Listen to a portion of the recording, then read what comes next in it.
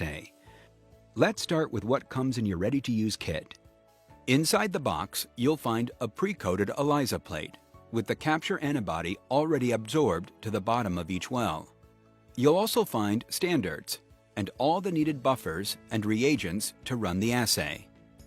Open the foil pouch to remove the plate and remove any 8-well strips that will not be needed for the current run. Unused strips can be rebagged and stored at 2 to 8 degrees Celsius for future use.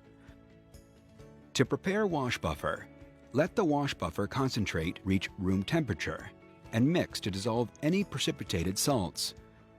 Dilute the concentrate in deionized water as instructed in the protocol.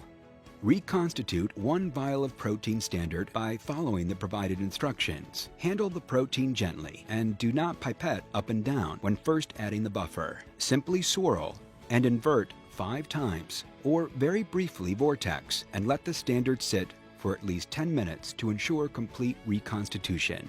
Perform a 1 to 2 serial dilution of the standard. Start by adding the appropriate amount of assay diluent into each tube.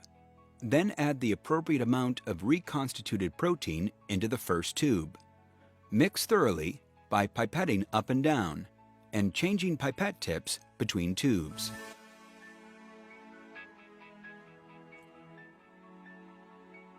Add standards, controls, and samples to the ELISA plate.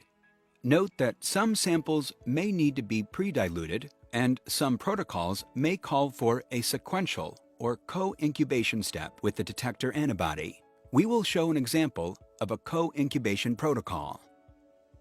Dilute assay buffer concentrate with distilled water. Dilute biotin conjugate concentrate with assay buffer. Add biotin conjugate to the ELISA plate.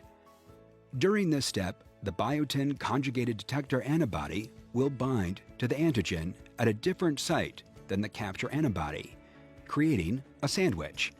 Cover with an adhesive seal and incubate the plate.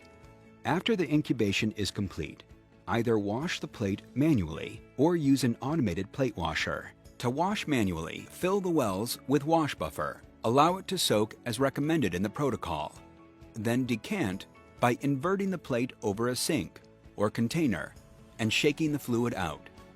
Repeat the wash steps according to the protocol.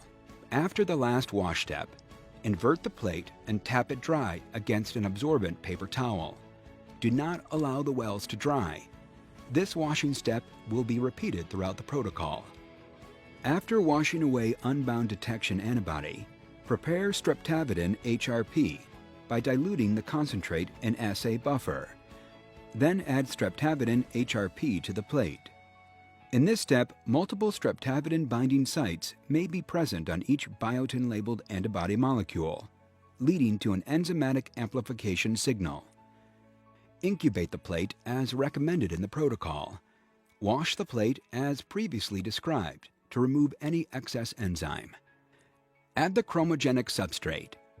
The intensity of the color developed is proportional to the amount of protein present in the sample. Incubate the plate at room temperature in the dark for 30 minutes. To stop the enzymatic reaction, add stop solution. The solution will turn yellow. Measure the absorbance at 450 nanometers using an appropriate plate reader.